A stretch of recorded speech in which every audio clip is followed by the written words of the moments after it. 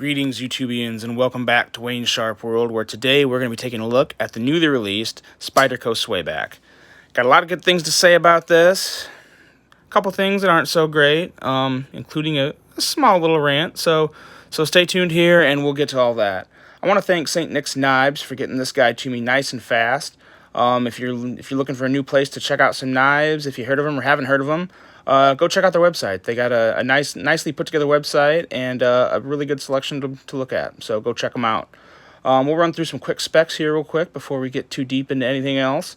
We got an overall length of 8.04 inches, blade length at 3.53 inches, cutting edge at 3.31, blade width at 0.875, blade thickness at 0.14, and I got this guy at 13 thousandths behind the edge, so very, very slicey indeed. Blade made out of CTS XHP, which is just an absolutely beautiful thing. We'll talk a little more about that later. Wharncliffe blade with, like I said before, a very, very, very nice hollow grind that will make this a great EDC for anyone that finds it attractive. Stonewash finish on the blade, which is it's a very fine stonewash finish. I don't know if I'd call it mirror, but a stonewash doesn't get much more reflective than that. So that's pretty cool. This is one of the very few knives I have that has that fine of a stonewash finish on it. Handle length at 3.53 inches, handle width at 1 inch, handle thickness right at 0.48 inches. Obviously, this is a titanium frame lock coming in at 3.9 ounces with right or left-handed tip-up carry and a total price of $273. Real quick, we'll go through some size comparisons because this knife is definitely bigger than you're probably thinking. Even after I saw people have it in hand, I was still a little surprised when I opened the box. I think more so just the overall width and feel of it in your hand, not so much just the overall length, but the length is a little bit surprising. Go with a quick Benchmade comparison here. We got a bug out and the grip, two knives that I think everyone's familiar with. As you can see, they're pretty comparable. The Swayback is slightly, definitely bigger than the grip and slightly bigger in overall length than the large grip. I'm sorry, that was the bug out down there that it's considerably bigger than, but the large grip up there, just a smidgen longer. And we will go with the Spydercos. We got to get some Spydercos in here. We'll go with the Manix 2, a little change up from a Paramilitary 2. And this guy, which we will be comparing to a lot more here in a second, the Spyderco Spidey Chef. As you can see, the Spidey Chef and the Swayback are both Martin Sleece designs. This is his fourth design with Spyderco, if I remember correctly. He's done the Sleece Bowie, which is kind of probably one of the most popular knives ever released. It seems like it's a unicorn in the knife community now. They stopped making them a long time ago, and it has a very, very nice looks, but you can't find them unless you're willing to pay an exorbitantly high price that they're really not worth. So you're stuck with these two guys here, which are both fantastic knives, the Spidey Chef and then the new Swayback. So there's your size comparisons, and we'll set this, we're going to set this just right over here because it's going to come make a little return here in a second. So the blade on this guy, the blade's very nice. I feel like there's been a lot of Wharncliffes released lately, which is fine by me. I like Wharncliffes. They're not the most versatile blade style in the world, but I don't think there was enough of them to begin with. So I'm totally okay with the influx of those right now. Blade centering on this guy, this is put together perfectly. Blade centering is on point, absolutely on point. And like I said before, CTS XHP, and that has been missing for quite a while, I think, from a lot of knife makers. Cold Steel, they used to use CTS XHP a lot, and Spyderco used to use it considerably more than they do now. It's just a great steel. It's real serviceable, easy to sharpen. holds a great edge, extremely rust resistant. There's really there's no knock I have on this. If all my knives were CTS XHP, I'd be okay with that. Absolutely no problem there. The blade branding on the knife is something I wanted to point out too, because I really like the way they did it. They got a lot on there, and it's not overwhelming. It's not annoying. It looks pretty good with the overall design. You got the Spyderco right here. You got the blade material right there, which, especially when it's a premium steel or high-end steel, I think we all like to see that on there, just to know what it is. The Spyderco symbol, which is awesome. I never have a problem seeing the spider on any of my knives. And then over on this side, we have Martin Sleech's Maker's Mark. And then down here, we got Taichung Taiwan, which I guess I could probably go without. But Taichung is also synonymous with making fantastic knives, and definitely one of the best spots of China to get a knife from. And they've worked with Spyderco for a very, very long time, and have produced fantastic quality knives that are just as good as American-made knives, just not in America. The blade itself is very stylish and unique. You see worn clips, but you don't see a lot with the swoop, the swayback. That's what. Here we go. This is the swayback coming into effect, but it's a very nice, different lines. I like how the hollow grind doesn't go all the way to the top of the blade. It stops just short to kind of give you a nice little thicker spine. And then there's a nice swedge going along it, which is just very pleasing to look at. It's nice. It complements the rest of the knife as a whole, and gives a nice overall design. We got a little small choil-like ramp. I definitely wouldn't consider it a choil, but it's just kind of nice to have that there. Your finger does feel it when you're gripping down, so it makes for, okay ergos. Definitely nothing special, but something you could use all day and be totally fine with. I mean, as long as you're not taking it, hiking into the backcountry with it or anything. Just typical EDC use, it's good to go. The no sharpening choil, that's not very cool. I wish every knife had a sharpening choil, and it does really bother me that Spydercos don't have a sharpening choil. Like, most of them, as a matter of fact, yeah, pretty much none of them do. Some of them have different things integrated to where it'll make it easier to sharpen, but a sharpening choil is just always appreciated, and I feel like it's just a small little detail that most, if not all, knives should have. But I guess that kind of just is what it is. It's a Spyderco thing. It's been like that for a long time.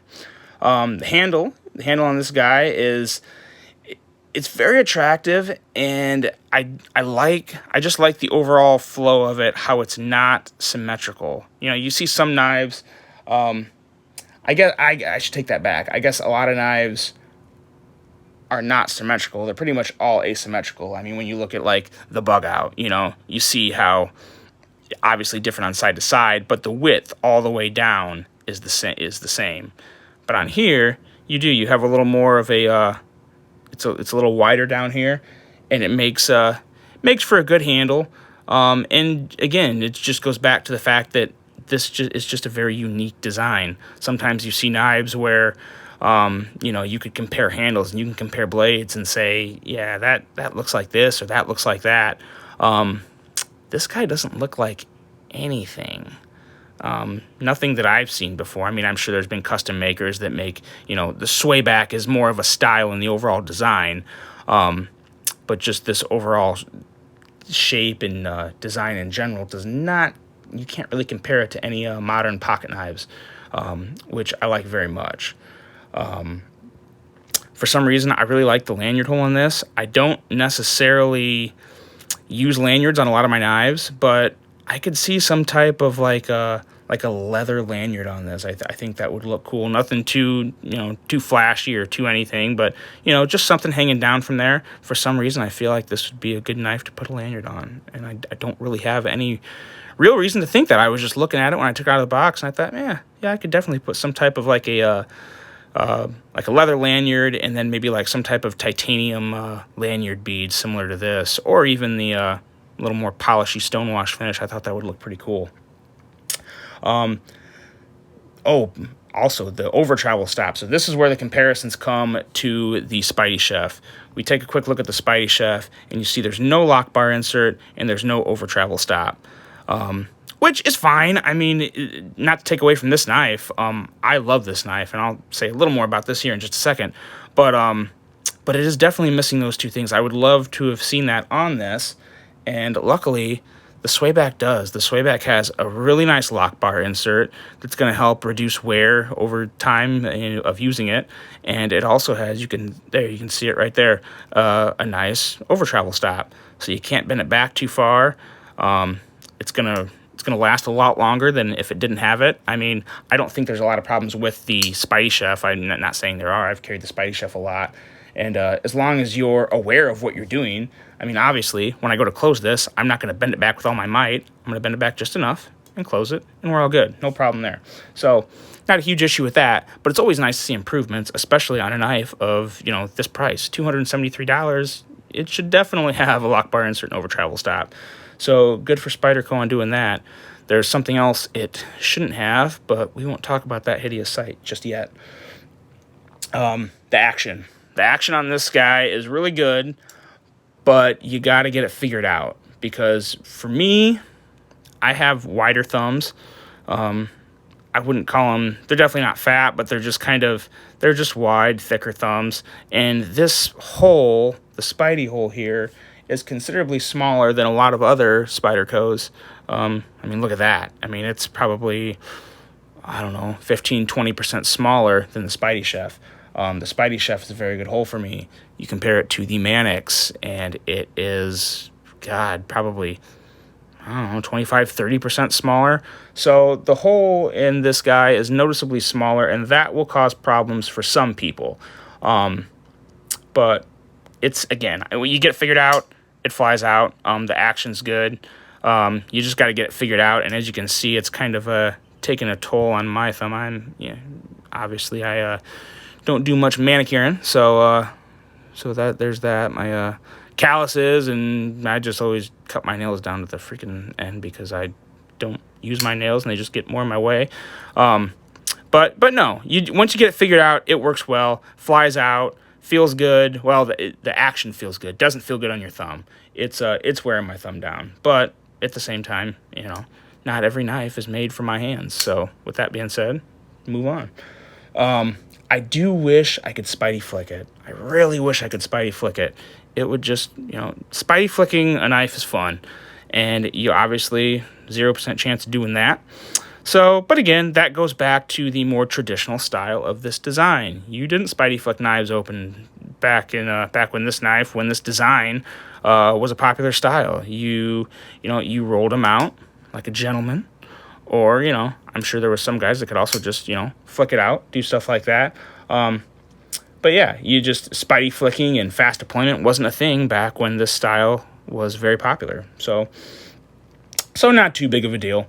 I do like how they I think they purposely didn't find a way to make that possible because they wanted to keep it more of the classic traditional design. And that's fine with me. I can appreciate that. Now, we're going to get to the one part where I may go on for just a second here on just why in the hell this thing is on here. I still haven't figured it out. I'm done trying to figure it out. But why? Why? Whoever made the final decision to put this pocket clip on this amazing knife needs a final write-up. As in, if you do something like this again, you're gone. That's it. You're done. Obviously, I'm joking a little there. I don't want to see anyone lose their job for just making a bad decision like that. But come on, Spyderco. What are you thinking? Maybe it's just me. I think this looks terrible on here. I think a lynch clip or anything with a little more of a roundish, swoopy design, kind of like the front of this knife. You see this, and it has the lines of kind of like a lynch clip. It's got the round bulges at the bottom. You see a lot of roundness and not a lot of, real pointy, sharp tips, with the exception of the tip of the knife, of course. But, just why? It's horrible. To me, it's a very lazy decision. They could have put a wire clip on here. A wire clip would have looked awesome. I would take a wire clip over this thing any day. but I think they maybe put so much time into designing this and getting it going, they thought, oh, wait, a pocket clip. Well, here, we'll just put on the regular old crappy one we have.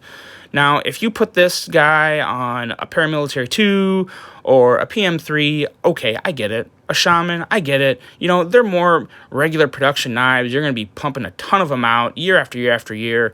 And I know this is a regular production knife too, but it just doesn't fit the style. And Spyderco, who's been making knives like that for so long, I don't know how they didn't know that. They had to have. I'm not going to give them a pass on that because they make too many amazing knives to do something like this. It's just a horrible decision, and what could have been the cherry on top of an amazing knife is like the turd floating in the toilet. It's just horrible.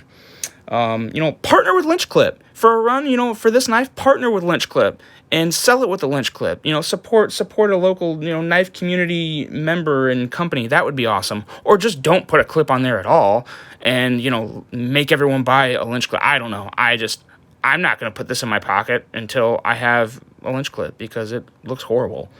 I just really wish they'd have put a little more thought into that, because for $273, you should not be getting this pocket clip. Just my opinion, but that one drove me crazy. And I want to keep all my reviews on knives. I do want to keep them positive, because there's no point in just ripping a whole knife and company down because of one bad design. This is a great design. This is an absolutely fantastic design. It has a really bad eyesore. So I just wanted to make that my feelings on that very clear. But overall, this knife is great. The construction is very, very solid. Amazing design. I love the unique design. It's always nice to have something different. You know, it does not look like anything else I have, so that's always really cool. My only problem is I don't know how well it is for my thumbs, but I will say this: if you have more narrow, kind of thinner thumbs, you would love this knife, especially if you're a Spyderco fan. This is a fantastic, fantastic knife for someone with skinnier thumbs or more narrow thumbs. I would highly recommend picking this knife up. It's not going to do you wrong, and I think you really, really appreciate it. So that's it. That's all I got for this guy. If you liked the review, please give me a subscribe. Let me know what you think of it. Let me know if you'll be picking one up, and let me know if there's any releases coming out this year that you're really looking forward to. There's a couple more that I'm really excited about, and should get my hands on here as soon as they come out. But let me know what you think, guys. Thanks for watching, and have a great rest of your day. Take care.